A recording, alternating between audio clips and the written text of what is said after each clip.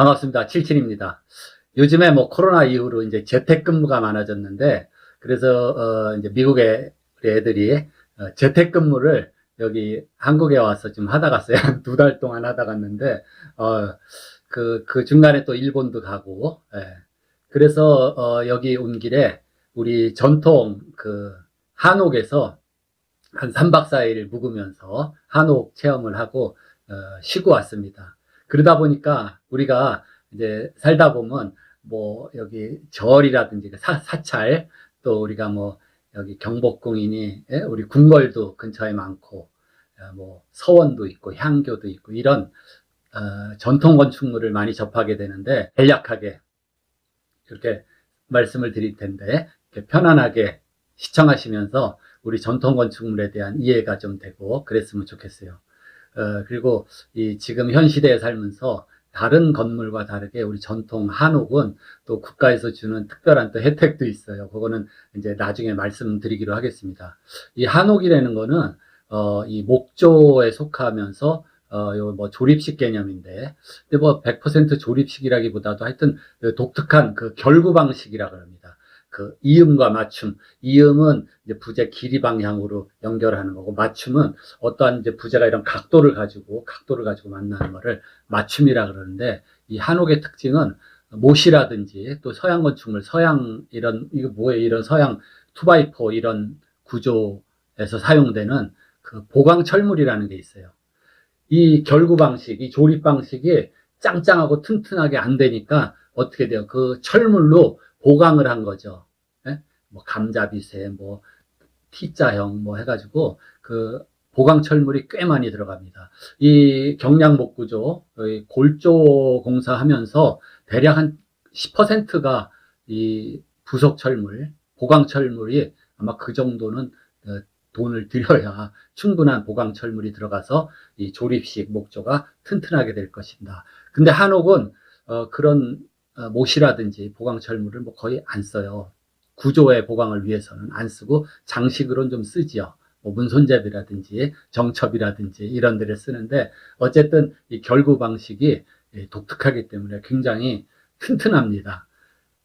요 이제 시공이 우리가 보통은 순서대로 해야 되죠. 그래서 보통 우리가 집은 만든다 이러지 않고 집을 짓는다 그래요. 그 짓는다라는 말에는 이 순서가 들어가 있다는 게, 순서. 한 번에 그냥 공장에서 뭐 확 만드는 게 아니라 순서대로 하는 걸 짓는다 그래요. 우리가 이제 옷을 짓는다 그러잖아요. 그렇듯이 순서대로 해야지, 순서가 잘못되면은 이 일이 되지가 않습니다. 그래서 지금 땅에서부터 기초, 기둥, 그 다음에 이제 뭐 지붕, 뭐 이렇게 올라가는데, 그 순서대로 우리가 살펴볼 것 같으면은 보통 우리가 땅이라고도 하고, 뭐 터라고도 그러고, 터는 어떤 이런 범위가 들어간 개념이고, 뭐 토지라 그러기도 하고, 또 일본말에서 온 뭐 부지라고도 그래요. 일본 사람들은 이 토지를 부지라 그럽니다. 부지. 그리고 또 대지라고도 그러죠. 대지는 집을 지을 수 있는 땅, 또는 집이 지어져 있는 그 땅, 그거를 우리 행정 분류를 하면은 대지라 그래요. 대지. 그러니까는 같은 땅이라도 전답은 대지가 아니죠. 말 그대로 밭이나 용도별로 지정했을 때는 대지는 집을 지을 수 있는 땅, 또는 집이 지어져 있는 그 터를 대지라 그러는 거예요. 근데 이런 거 뭐 대지, 토지, 땅 뭐 다 해서 이 토질이 또 다릅니다. 토질이라는 거는 그 땅이 구성하고 있는 그 흙의 상태인데, 그러니까 뭐 점토질, 그 다음에 뭐 모래질, 그 다음에 자갈 섞인 땅, 그 다음에 안반이 있는 땅, 뭐 여러 가지가 있어요. 그런데 중요한 거는 땅이 이렇게 받칠 수 있는 능력, 그걸 지내력이라고 그러거든요. 지내력. 어떠한 압력, 무게, 힘에 대한 받치는 응력, 그거를 이제 지내력이라고 그러는데, 우리가 이제 건축이 하면 토목에서 제일 중요한 그 힘의 개념 중에서 이 면적에 대비한 힘, 예. 우리가 그냥 기울은 면적 A분의 힘이라든지 무게 P를 쓰는데, 그 굉장히 중요한 개념입니다. 그래서 안정되려면 어떻게 돼요? 면적은 넓을수록 좋고 힘은 작을수록 응력이 작아진다. 응력. 버티려고 하는 힘이 조금만 있어도 된다 이겁니다. 그래서 땅이 받치는 힘은 이 단위 면적당 1평방미터당 이 톤수로 우리가 주로 이제 표현하기도 하고 그러는데, 보통 1평방미터당 20톤에서 한 뭐 2, 300톤, 안방 같으면 200톤 정도 견딜 수 있다. 그 다음에 이게 좀 흙이 연약 지반이다. 그러면 10톤, 20톤 뭐 이렇게 됩니다. 그 다음 뭐 자갈이 섞인 모래질 흙 같으면 한 뭐 50톤 이런 정도예요. 그러니까는 그 흙이 땅이 받치는 진해력이 전체 무게를 받칠 수 있어야 돼요. 네. 그럼 예를 들어서 쉽게 생각해 보면은 이제 평방메타당 50톤의 힘을 받친다 그러면은 어떻게 돼요? 그 기초 면적이 예를 들어서 1평방메타에 50톤이잖아요. 근데 기초 주춧돌 밑바닥 면적을 다 합쳐서 뭐 8개다. 독립기초가 8개가 있는데 그게 한 개당 면적이 50cm에 50cm다.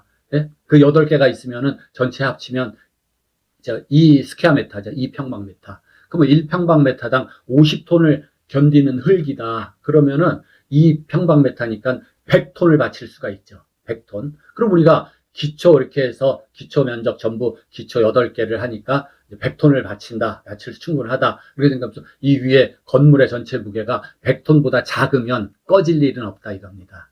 그런 개념의 계산이에요. 뭐 해봐야 다 계산해서 뭐 50톤밖에 안 된다. 그러면 충분하죠. 50%밖에 안 돼요. 그러니까 땅이 받치고 있는 힘이. 그렇기 때문에 엄청 높은 건물, 무거운 건물을 하려면 기초가 면적이 확보되고 그 면적에 비례한 땅에 대한 진해력이 있어야 된다. 진해력도 모자르면은 말뚝을 박는다, 말뚝. 이런 개념이에요. 근데 우리나라는 대체로 뭐 화강암이 많고 화강암 부스러진 토양이 많고 그렇기 때문에 대부분 웬만한 진해력이 다 나오고 근데 이제 저쪽 뭐 바닷가 쪽이나 뭐 하천 매운데 뭐 저수지 같은데 뭐 뻘 같은데 진흙질 땅은 연약 지반이 될 수 있는데 그런 개념입니다. 근데 옛날에 우리가 다 이제 이 전통 건축물 하면은 주춧돌을 놓게 되잖아요. 주춧돌. 그러면 이 주춧돌이 두 가지가 있어요. 막돌 기초라는 게 있고 막돌 기초 그리고 이 다듬은 돌 기초가 있습니다. 그러한 땅이 받치는 응력이 만족이 되면 돼요. 그 다음은 또 뭐가 있냐면은 이 동결심도라는 걸 따지게 돼요. 그래서 우리가 상식적으로 그렇잖아요. 요즘에도 집 질 때, 주택을 질 때, 기초는 동결선 밑으로 가야 된다. 왜? 이 땅 표면이 겨울에 추울 때 얼잖아요. 그러면 이 수분이 부피 팽창을 해가지고 땅이 이렇게 움직여요. 그러면 어떻게 돼요? 기초도 움직이게 되겠죠. 그런 걸 막기 위해서 기초는 이 동결선 밑으로 간다. 그리고 뭐 우리나라 중부 지역 기준으로 해서 대략 뭐 90cm 이렇게 정해놓은 거 있고 또 미군들도 우리나라에 있으면서 뭐 건물을 짓잖아요. 그러면 걔네들이 조사한 거는 이제 이 서울 지역 같은 경우는 이제 30cm 정도를 동결심도 좀 얕지요. 뭐 그렇게 해요. 근데 옛날에는 어때요? 우리가 요즘 같으면은 굴삭기라 그래가지고 이 포크레인 땅 파는 기계가 좋잖아요. 그래서 막 파면 금방 파잖아요, 땅을. 근데 옛날에는 다 뭐 삽으로 파고 인력으로 해야 되기 때문에 그 장비를 사용하지 못하는 어떤 규모의 제한이 있고 그래요. 그래서 기초도 어떻게 돼요? 그냥 땅을 조금 파서 그것도 또 겨울에 얼면 안 된다는 거를 우리 이제 조상들도 다 알았잖아요. 그래서 그 밑에다가 기초석을 놓기 전에 거기에 예를 들어서 뭐 석회가루라든지 숯가루, 뭐 소금 이런 거를 잘 다져서 땅을 다지고 거기다가 돌을 놓고 그 돌 위에다가 이제 그 기둥을 세우게 되죠. 그래서 그 기둥 밑에 받치는 돌을 주춧돌이라 그러는데 크게 그냥 두 가지가 우리가 많이 볼 수 있는 거죠. 하나는 그 덤벙주초라 그래요. 덤벙주초. 막돌. 그냥 자연석 생긴 대로 울퉁불퉁한 그 돌덩어리를 놓고 그 위에다 기둥을 세우는 거예요. 그 다음이 뭐예요? 이제 평주초라 그러는데 다듬돌이라 그러죠. 주춧돌 자체를 다듬어요. 그래서 평평하게 잘 한 다음에 거기다 기둥을 딱 올려놓는 거죠.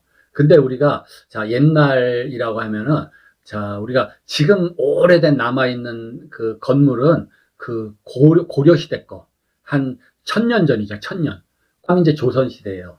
그러니까 이제 조선시대는 1400년 기원 후 1392년인가 이제 이성계가 조선을 만들었는데 그때하고 이렇게 제가 왜 얘기를 하냐면 우리가 전통 건물들 뭐 사찰이라든지 궁궐 같은 걸 보면은 이제 딱 보면은 이게 대략 고려시대 거다. 조선시대 거다. 이런 게 이제 구별이 될 정도가 돼요. 대략 우리가 이제 고려시대 또 이제 넘어와서 조선시대 1392년 918년 고려시대 이렇게 그냥 대략 대충 알아두시면 돼요. 그러면 우리가 이제 옛날 우리 전통 건축물 이해하는데 좀 도움이 됩니다. 주춧돌 얘기를 했었는데, 그래서 주춧돌은 두 가지다. 하나는 막 생긴 돌, 막돌, 덤벙기초, 주초가 있고, 또 하나는 다듬돌, 평주초가 있다. 그러면 우리가 고려시대 때, 초기, 중기에서 고려시대 때는 주로 이 기초가 막돌기초, 덤벙기초라는 게 있어요. 그래서 우리가 조선시대 때 와서는 전부 이렇게 다듬돌, 기초석이 가공돼서 매끈한 그런 기초가 있다 보시면 돼요. 그러면 기초 이 돌이, 주춧돌이 막 생겼는데 기둥을 얹어놔야 되잖아요. 그럼 아까도 얘기했지만 어떤 면적에 대비한 힘, 기둥에서 내려오는 지붕 하중의 그 무게가 이 주춧돌로 내려오는데 이 빼쭉하게 이렇게 이 기둥 밑면하고 닿으면 응력이 엄청나게 여기서 많지요. 여자분들 이 몸무게가 작아도 하이힐이라 그러죠. 뒤에 빼쭉하게 나온 그런 굽에 어떻게 돼요? 면적은 작은데 몸무게가 내려오면 그냥 이런 마룻바닥 같은데 걸으면 막 그게 막 퍽퍽 흠집이 날 정도로 세게 작용을 하는 거죠. 그렇기 때문에 그 주춧돌하고 기둥이 딱 맞게 가공을 해야 돼요. 그거를 그랭이질이라고 선을 그어서 기둥 밑부분을 다 따내가지고 이 덤벙주초, 주춧돌 막돌에 딱 맞게, 예? 그림처럼 이렇게 하는 거를 우리가 막돌주초라 그래요. 그래서 그런 것들은 언제 고려시대나 이때는 그런 걸로 많이 됐다 이렇게 알아두시면 돼요. 그래서 우리가 그 돌 위에 기둥이 쫙 밀착되게 하기 위해서 그랭이질을 해서 가공을 한다 이렇게 알아두시면 됩니다. 배흘림 기둥이라 그래서 기둥이 이렇게 약간 항아리처럼 볼록한 거 있어요. 예, 그거를 배흘림 기둥이라 그럽니다. 거기에 볼록한 거를 엔타시스라고 서양 건축에서도 그런 기법이 나와요. 기둥이 그냥 우리가 원통형 기둥과 다르게 약간 볼록하게 이렇게 모양이 이쁘게 된 거, 그거를 배흘림 기둥. 마찬가지로 이 덤벙주초, 막돌기초랑 그게 세트로 같이 나옵니다. 그러니까 시대가 언제예요? 고려시대. 그때 많이 그걸 했다. 또 하나는 그냥 원통형 기둥입니다. 이 기둥 밑부분, 윗부분, 중간 부분 다 지름이 같아요. 그러니까 파이프처럼, 예? 우리가 두루마리 휴지 그 힘처럼 이렇게 그냥 매끈하게 내려가는 거, 그거를 우리가 원통형 기둥이라 그러는데, 그거는 조선시대 중기, 후기 때는 다 그냥 원통형 기둥으로 이렇게 보이게 돼요. 그리고 또 기둥이 뭐가 있냐면, 기둥과 기둥 사이, 요게 이제 칸수 개념에 나오는데, 우리 전통 건축물은 뭐 자로 재가지고 뭐 몇 평방미터다, 뭐 몇 척이다, 뭐 이런 거 하지 않고 몇 칸집이다. 그러면 대략 규모를 알 수 있어요. 뭐 15칸집, 뭐 99칸집 뭐 이렇게 나오는데 그 칸수를 정하는 게 기둥과 기둥의 그 사이. 그거를 이제 예를 들어 한 칸 개념으로 생각하시면 돼요. 그럼 옛날에는 이 장비도 뭐 부족하고 인력으로 주로 하게 되는데, 그래서 그 하나의 그 기둥과 기둥의 거리, 그게 뭐 도리가 하나가 됐던 뭐 보가 됐던, 예, 그 길이 개념 아니에요. 보통 8자를 많이 썼어요. 8자. 8자면 지금 메타수로 하면 이제 30cm 한자로 하면 2.4m 정도. 예, 그게 8자. 근데 이제 큰 사찰, 뭐 대웅전이라든지 궁궐 건축물 같은 경우는 8자 모듈로 하지 않고 뭐 10자 3m 또는 12자 3m 60 이렇게 좀 길게 칸이 나가서 그 건물이 나타낸 한 칸은 좀 더 클 수가 있죠. 근데 보통은 한 8자 정도다 이렇게 알아두시면 돼요. 2m 40. 예를 들어서 우리 전통 건축물 이제 정면 기둥이 6개가 있고 이 측면 기둥이 4개가 있다 말이에요. 그렇게 생각을 하면은 측면 기둥이 4개가 있어요. 그러면 기둥과 기둥 사이 요게 한 칸이거든요. 그러면 전면에 기둥이 6개 있으면 5칸 아니에요. 5칸. 또 측면에 기둥이 4개가 있으면 3칸이죠. 그러면 5칸 곱하기 3칸은 15칸이죠. 대략 잡으면 그게 15칸집이 된다. 이렇게 이해를 하시면 돼요. 그래서 우리가 지금 면적 개념 뭡니까? 한 평 하면 1.8m 곱하기 1.8m가 한 평 아니에요. 그러면 한 칸은 8자니까 2.4m 곱하기 2.4m잖아요. 그렇기 때문에 이 2.4m 곱하기 2.4m는 평수로 하면은 그게 한 2평이 약간 안 돼요. 1.8평 정도 그렇게 됩니다. 그래서 보통 우리가 통상 몇 칸집 한옥에서 이렇게 얘기했을 때 그 한 칸은 한 1.8평 그러니까 2.4m에 2.4m, 8자에 8자, 그거를 한 칸으로 본다. 이렇게 되시면 돼요.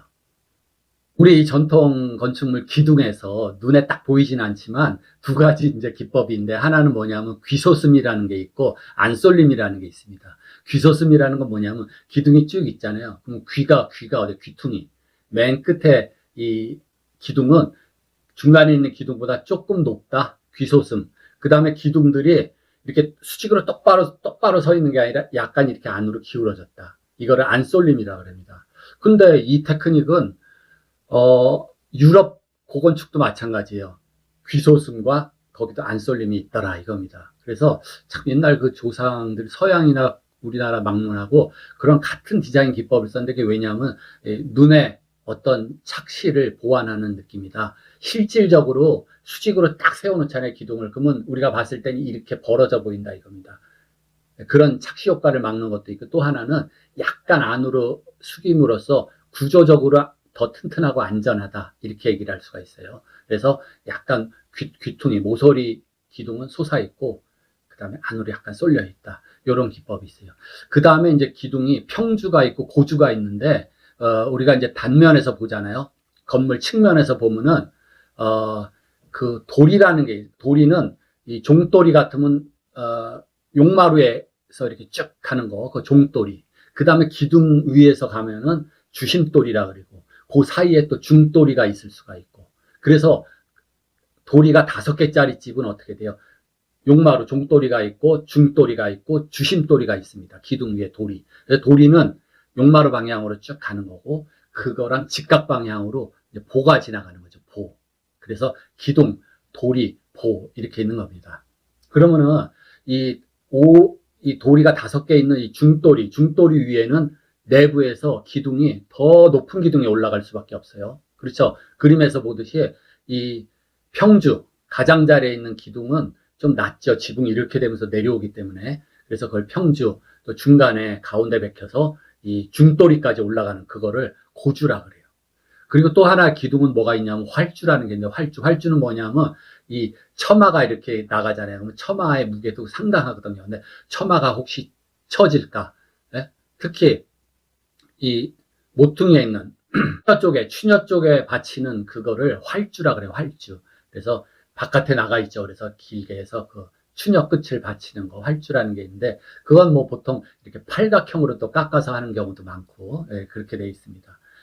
말씀드렸듯이 기둥은 약간 볼록하게 베흘림, 엔타시스가 있는 고려시대 그런 기둥이 있고, 또 조선시대에 와서는 그냥 원통형 기둥이 있다. 그 다음 베흘림 기둥 밑에는 막돌 기초가 있을 수가 있고, 원형 기둥 밑에는 그냥 다듬은 돌 기초가, 주춧돌이 있을 수가 있다 이겁니다. 그래서 이제 기둥까지 왔는데, 기둥 위로 올라가면 기둥 여기 머리 부분이 있어요. 이거를 기둥의 머리, 그래서 주두라고도 하고, 또 뭐 캐피탈 주두라고도 하죠. 그래서 우리 그 전통 건축물은 또 주두 위에 특별한 게 있고, 서양 건축물에는 그 주두 끝에 그 디자인을 보고, 아 이게 무슨 도릭식이냐 코린티안식이냐 이오닉식이냐 이렇게 또 막 그걸 구분을 하지요.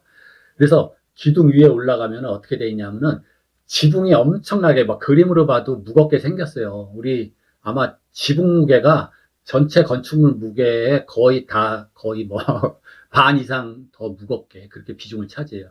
근데 기둥은 빼쭉빼쭉한데 단면적이 작은데 무게가 너무 많이 눌리면은 아까도 얘기했듯이 뭐예요? 그 압력에 대한 면적. 그러니까 이게 안정감이 있으려면 면적이 커야 되잖아요. 면적이. 무게에 대해서. 우리 요즘에 그 철근 콘크리트 건물도 마찬가지예요. 무량판 구조라고 있는데 그 무량판 구조 잘해야 돼요. 안 그러면 사고가 납니다. 그 대표적인 사고가 옛날에 어디에 그 삼풍백화점, 그게 무량판 구조였는데, 그게 결국은 기둥이 상부에 변화된 하중을 이기지 못하고 펀칭, 뚫고 그냥 붕괴가 돼버린 그런 결과가 있었어요. 그 사고로 진짜 엄청난 사고였죠. 삼풍백화점 사고. 어쨌든 그렇기 때문에 이 무량판 구조에서 보듯이 이 기둥이 있으면 이거를 받쳐주는, 그냥 슬라브에다 하면 어떻게 돼요? 너무 여기 힘이 집중이 되기 때문에 여기다가 두툼하게 드롭 판넬이라든지 또는 캐피탈, 삼각형 모양의 그런 거를 만들어줘요. 그래서 이렇게 힘이 올라가는데 면적을 넓혀주죠. 이렇게. 주춧돌도 마찬가지. 기둥이 내려와서 이렇게 넓어지는 개념이 주춧돌이 넓어지잖아요. 예, 그래서 이 무게, 힘에 대한 면적이 클수록 좋다. 힘이 작을수록 안전하다. 뭐 그런 개념이니까 그 A분의 P, 이건 굉장히 응력, 대응하는 힘에 대한 이 토목 건축에서 중요한 개념이에요. 전통 건축물은 기둥 위에 올라가서 무거운 그 지붕의 그 하중 무게를 버틸래니까 어떻게 돼? 이렇게 V자로 벌어져 올라가야 되는데, 뭐, 이게 간단한, 뭐, 우리가 주거용 주택 건축, 한옥이라든지, 뭐, 이렇게 부속 건물, 이런 거, 창고 이런 거는 괜찮은데, 이 무슨 사찰 건물 큰 거, 대웅전이라든지, 무슨 궁궐 같은 데는 지붕이 엄청 크잖아요. 그러니까 위로 올라가면서, 점점 기둥 위에 이렇게 커져요. 이 덩어리를 그림에서 보는 것처럼 이 덩어리를 포라 그럽니다. 공포라 그래요. 공포. 이 공이 많이 모인 거, 뭐가 많이 모인 거를 포라 그러는데, 그래서 공이 많이 모였다 그래서 그게 포예요. 그래서 공이라는 건 뭐냐면은 첨자라는 게 있어요. 첨자. 기둥이 이렇게 올라가면 여기 이렇게 디귿자로 받치고, 또 그 끝에 이제 또 첨자가 이렇게 올라가요. 물론 받침 그 포가 있죠. 근데 그래서 쭉 퍼져 올라가니까 어떻게 돼요? 퍼져서 위로 올라가죠. 그 덩어리를 공포라 그래요. 그래서 그 공포가 기둥 위로 올라가서 지붕 하중을 받쳐주죠. 시대적으로 보면은 고려시대 때 그 옛날에는 이제 배흘림 기둥에다가 위에 포가 이렇게 있어요. 기둥마다 포가 있어요. 그거를 주심포 건물이다 얘기를 하고, 근데 후대에 와서 조선시대로 오면은 이 기둥 위에도 포가 있고, 기둥 위에 또 포가 있고, 그 사이에도 또 공포가 들어가요. 그거를 다포식 구조다 이렇게 얘기합니다. 그래서 주심포가 있고 다포가 있고, 그다음에 좀 작은 건축물은 뭐 입공식도 있고 뭐 이렇게 나뉘는데, 우리 뭐 다 세세하게 얘기하려 그러면 너무 그 장황해지니까, 자, 기둥 위에 있는 주심포만 있는 건물이 있고, 또 이 조선시대 와서는 기둥 위에도 포가 있지만 중간에도 포가 있다. 그래서 다포 건물이다. 굉장히 화려하고 그 무거운 지붕의 그 무게를 분산시켜주는 역할도 하면서 그 굉장히 멋있어요. 근데 기둥 위에 올라가면은 이 포가 형성돼 있고, 이제 도리가 지나가고 또 보가 지나가고, 그래서 거기에 모든 거를 정교하게 깎아서 맞추는 이 기술, 이 기술이 대단한 기술입니다. 그래서 이 같은 시대 옛날 그 목조 건축물들, 일본, 중국 이렇게 다 비교를 해보면 단연 그 기술력이라든지 디자인, 이런 게 정말 우리나라 고건축이 굉장히 앞섰다는 것을 알 수가 있어요. 이제 기둥 위에 올라와서 이제 공포까지 왔어요. 공포가 뭐다? 지붕을 안전하게 하중을 분산해서 받치는 그러한 구조물이다. 그래서 이 지붕 또 밑으로 옆에 나가면은 지붕이 이렇게 끝에 가서 모이는 거, 그거를 이제 우리가 추녀라 그러거든요. 추녀. 근데 거기서 우리나라에서만 독특한 기술력으로 할 수 있는 게 선자연이라는 게 있습니다. 자, 기둥이 평주라 그랬죠. 끝에 외벽 쪽으로 평주가 가고 그 처마가 나가게 되죠. 그러니까 이 처마가 뻗치려니까 처마를 받쳐줘야 되잖아요. 기둥 밖으로 처마가 나갔기 때문에 거기를 석가래가 이렇게 받쳐주게 되는데, 그래서 규모가 크고 중요한 건물은 그거 처마를 겹처마로 합니다. 겹처마. 그러니까 동그란 원통형 석가래가 하나 나가고, 그 다음에 또 네모난 그러한 석가래가 나가요. 그래서 동그란 게 한 겹 나가고 네모난 게 한 겹 나가서 그러한 거를 우리가 겹처마다. 그러면 간단하고 규모가 작은 건물은 호처마라 그래서 석가래가 하나만 뻗치는 게 있어요. 그거를 우리가 겹처마, 호처마 이렇게 합니다. 이제 그림에서 보시면 이해가 가잖아요. 그리고 우리가 그 취녀라고 지붕에 만나는데, 그러면 지붕이 다 그 처마 끝이 이렇게 사면으로 돌아가는 그러한 지붕의 이제 그 종류를 얘기하겠는데, 우리가 한식 건축물 지붕 디자인이 몇 가지가 돼요. 근데 그 중에 제일 이제 선호하고 고급스럽고 좀 멋진 게 팔짝 지붕이라고 합니다. 팔짝 지붕.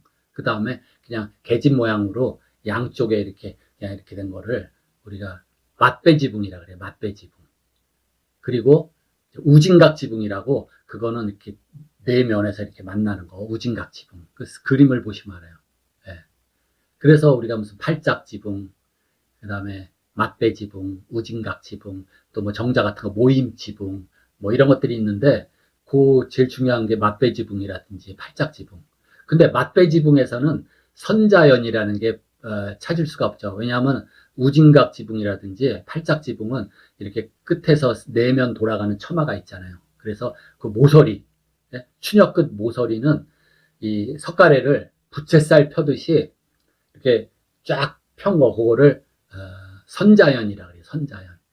이 가공 기술, 이 석가래를 가공해서 선자연을 만드는 기술은 중국이나 일본에서 따라하지 못해요. 그렇기 때문에 우리나라에만 있는 게 요 선자연, 선자 석가래입니다. 너무 아름다워요. 그리고 거기에 약간씩 처마 끝도 곡선이 있고, 우리가 용마루도 이렇게 곡선이 있습니다. 그 안토니오 가우디라고 스페인의 그 거장 건축가죠. 그 성 가족 교회당 사그라다 파밀리아. 제 지난 영상 찾아보면은 제가 그 사그라다 파밀리아 성 가족 교회당 가서 이렇게 또 영상 올린 게 있어요. 직접 찍어가지고 그거를 디자인하고 이제 공사를 하고 총지휘했던 분이 안토니 가우디인데, 이분이 이렇게 얘기했어요. 곡선은 신의 손이고 직선은 인간의 선이다. 이렇게 본인이 얘기하고, 본인은 전부 막 전부 곡선으로 만든 분이 안토니 가우디입니다. 그렇듯이 우리나라의 이 전통 건축물에도 곡선이 아주 흔하게 들어가 있어요. 용마루, 우리가 지붕 맨 꼭대기 위에 그 등골, 그 선을 용마루라 그러는데 거기에 현수선이라 그래요. 현수선. 양쪽에서 지푸라기를 꼬은 거를, 그걸 뭐라, 새끼줄이라 그래요. 그 줄. 그 새끼줄을 이렇게 자연스럽게 들이운 그거를 현수선이라 그러는데, 용마루선이 딱 그런 선에 맞춰서 해요. 그리고 처마 끝도 이렇게 곡선이 들어가 있습니다. 여러분들 제 말 듣고 한번 중국의 건물 대표적인 뭐 자금성 같은 거 보세요. 그냥 자를 대고 쫙 그으면 그 선이 나와요.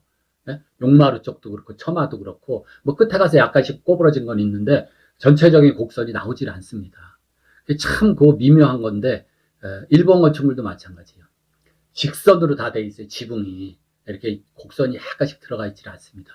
그리고 우리나라 전통 건축물은 하늘에서 수직으로 내려다봐도 이렇게 또 그것도 약간 파져 있어요. 이렇게 곡선이 들어갑니다. 제가 한동안 그 서해바다 꼭대기 고개 대련이거든요. 따리엔을 굉장히 오랫동안 왔다 갔다 한 적이 있어요. 그러면 따리엔에 거기에 이제 봉제, 옷 만드는 공장이 많더라고요. 저는 잘 몰랐는데. 그럼 거기에 한국 분들도 그쪽하고 사업하는 분들이 많아요. 근데 이런 얘기를 하더라고요. 특이하게 중국에서는 옷을 만들 때 약간의 맵시를 넣기 위해서 약간의 곡선을 주는 거 있잖아요. 뭐 다트라고도 하고, 이 허리 같은 걸 판다든지, 뭐 바지 같은 것도 이렇게 뭐 볼륨을 준다든지, 그거를 못 한대요. 예. 그래서 제가 이게 패션도 그렇고 건축도 그렇고 이 어려운 기술을 못 하는구나. 예. 우리나라 특유의 이러한 진짜 섬세한 손기술과 디자인 감각이 아니겠냐. 그렇기 때문에 지금 오늘날에 와서 이 정말 세계적으로 이 한국의 이 문화 강국이 된 게 그런 요소가 있지 않나, 그렇게 보입니다. 그래서 어쨌든 자, 일본이나 중국은 선자연이 아예 없다. 왜? 만들 수 있는 기술도 없다. 그리고 지붕 모양도 곡선이 너무 어려워. 곡선 넣지도 못하고 그냥 찍찍 그냥 일자 그걸로 넣는다. 비슷해 보여요. 어떻게 보면 같은 기와 지붕인데도 그런 차이점이 있습니다. 이제 지붕의 기본적인 모양하고, 이게 뭐 처마가 있고, 그 다음에 뭐 용마루 선이 있고, 이런 게 있는데, 그 지붕을 이루는 게 또 뭐예요? 기와 아니, 기와. 근데 우리나라 전통 기와는 암기와 수기와라는 게 있어요. 그렇기 때문에, 자, 이제 지붕을 만들 때, 다른 거 다 생략하고 바탕을 만들고, 거기다 흙을 깔죠. 근데 이제 암기와를 먼저 이렇게 놓게 돼요. 암기와가 이 넓적한 거 이렇게 된 거. 그래서 암기와를 쭉 놓을 때 그 밑에는 또 흙의 이름이 달라요. 거기는 알매흙이라는 걸 깝니다. 그 다음에 이제 다 암키와를 깐 다음에는 이제 반 이렇게 원 같은 게 있어요. 그 수키와를 엎어서 거기다 또 이제 놔야죠. 수키와 밑에 들어가는 흙이 또 홍두깨 흙이라 그래요. 근데 왜 흙이 같은 무슨 진흙을 까는데 무슨 암키와 밑에는 알매흙이고 수키와 밑에는 또 홍두깨 흙이고, 흙의 그 성분이 좀 달라요. 거기다가 이제 수키와를 얹을 때는 홍두깨 흙, 거기는 뭐 생석회를 모래랑 진흙이랑 알맞게 섞어서 해가지고 뭐 견고하고 물도 안 스미고, 뭐 그러한 아주 디테일한 기술이 있습니다. 근데 여기서 자, 우리나라 전통 기와가 뭐 무슨 청기와 빼고 그냥 일반적으로 검정 기와 아니에요. 근데 저쪽 스페인 쪽이나 뭐 그쪽에서 스페니시 기와, 우리나라도 수입해서 많이 쓰는데 그거랑 색이 다르잖아요. 스페니시 기와는 대체적으로 그냥 토기 구운 그 색이잖아요. 황토색. 그리고 우리나라 전통 기와는 검정색이에요. 왜 그래요? 우리나라 기와는 흡수율이 훨씬 적어요. 왜 적냐? 자, 똑같이 가마에다가 구우면은 스페니시 기와 같은 색깔이 나와요. 그쵸? 황토, 우리가 토기, 화분, 그 색이 나오는데, 그렇게 하니까 이 미세한 틈새가 많더라. 지붕 기와라는 게 비가 새지 않고 흡수가 덜 되는 그런 재질이어야 되는데, 거기에 공간이 있어서 글로 물이 많이 스미더라. 뭐 물이 스며서 천장으로 물이 떨어질 정도는 아니더라도 무슨 일이 있냐면은 물이 스미잖아요. 그리고 겨울에 추워서 꽝 얼면은 이게 동파된다고 터져나갑니다. 이 토기가 강도는 그렇게 강하지 않잖아요. 자기 같으면 흡수율도 작고 강도가 있기 때문에 자기질로 하면은 당연히 괜찮겠지만 자기질로 기와를 다 구우려면 얼마나 힘들겠어요. 그러니까 못하니까 이게 토기질인데 그럼 어떻게 하냐. 자, 기와를 구울 때 다 구워지기 전에 가마 안에 그냥 마른 장작이 세게 타고 있겠죠. 거기에 그 젖은 마르지 않은 그 소나무 가지를 집어넣고 빨리 그 봉해버려요. 가마 입구를. 그러면 봉했으니까 어떻게 돼요? 산소가 더 못 들어가죠. 그럼 연소가 되려면 연소 물질하고 산소가 충분히 있어야 완전히 산화 반응을 해서 불꽃이 타는데 산소가 이제 공급이 안 되는 거예요. 그러니까 불완전 연소가 되죠. 그렇기 때문에 새까만 그 나노립자 그 탄소알갱이 그게 새카맣게 나오는 거예요. 그 가마 안에서. 그러니까 그 탄소알갱이가 기와로 다 스며 들어가 버려요. 그래서 그 기와 속까지 새카맣게 탄소알갱이로 그 틈이 메꿔집니다.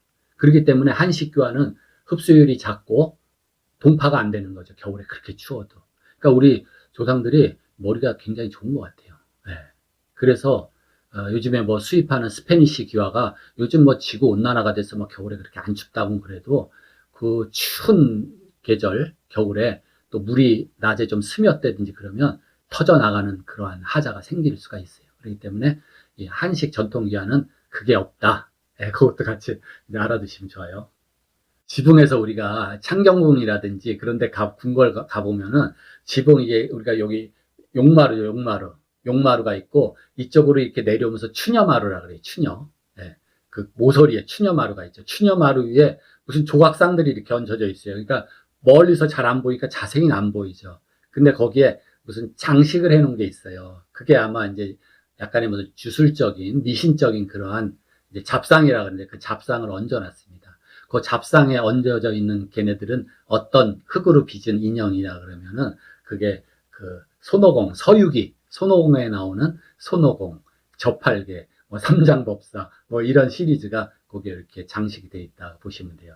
그리고 이제 우리가 용마루라 그러는데 용마루가 없는 건물이 있습니다. 용마루가 없는 건물. 그 경복궁의 강령전, 뭐 교태전, 창덕궁의 대조전. 여기가 뭐냐면은 왕의 침실 또는 그 왕비의 침실이 용마루가 없어요.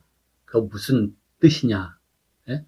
그 왕을 용이라고 칭하면은 그 용이 둘이 있으면 안 된다. 뭐 이런 개념이라 그래요. 그래서 여러분들이 어디 뭐 이제 창덕궁이라든지 경복궁에 가서 강령전 같은 데 가보면은 이렇게 올라가다 밋밋하게 그냥 내려가요. 용마루가 없다. 이거 왜 없지? 그러면 그런 의미에서 왕이나 왕비의 침전이라 그러죠. 거기에는 그게 그래서 없다. 용이 하나만 있어야 된다. 그래서 없다. 우리가 전통 건물 중에 뭐 끝에 침전, 뭐 규장, 각, 전, 원, 뭐 이런 게 쭉 뒤에 붙잖아요. 그래서 참고적으로 제가 여기 이제 올려놨으니까 그것도 궁금하신 분들은 캡처해가지고 보세요. 건물의 용도하고 쓰임새에 따라서 그 건물의 끝에 붙는 글자들이 다르다. 이렇게 알아두시면 됩니다.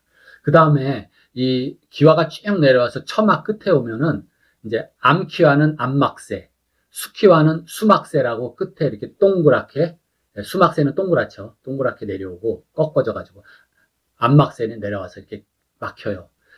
근데 현존하는 건물들은 뭐 그 건물이 있으니까 그거를 보고 요 막새 끝에 이렇게 무슨 문양을 넣어놨거든요. 그거를 알 수 있고 그 다음에 우리가 땅을 파다 보면은 그 이제 유물들이 나오죠. 유물, 과거의 유물. 그러니까 고려 시대 이전의 삼국 시대, 뭐 백제 시대라든지 뭐 신라 시대 때도 건물이 있고 그 기와가 있었을 거 아니에요. 그게 다 이제 소실이 되다든지 망가지고 나서 기와장은 그게 남아있을 거 아니에요. 썩는 게 아니니까. 거기에서 나오는 그 순막새, 막새 디자인, 와당이라 그래, 와당. 와당 문양을 보고, 아, 이거는, 이렇게 쭉 이제 모아보면 알잖아요. 이건 신라시대 거다. 백제시대 거다. 그러한 그 디자인이 있어요. 이 사진에 하나 보는 거는, 이거는 경주박물관인가 소장하고 있는 건데, 신라시대 때 거라 그래요. 사람의 웃는 모습이 막새 끝에 이렇게 돼 있는데, 너무 재밌지 않아요?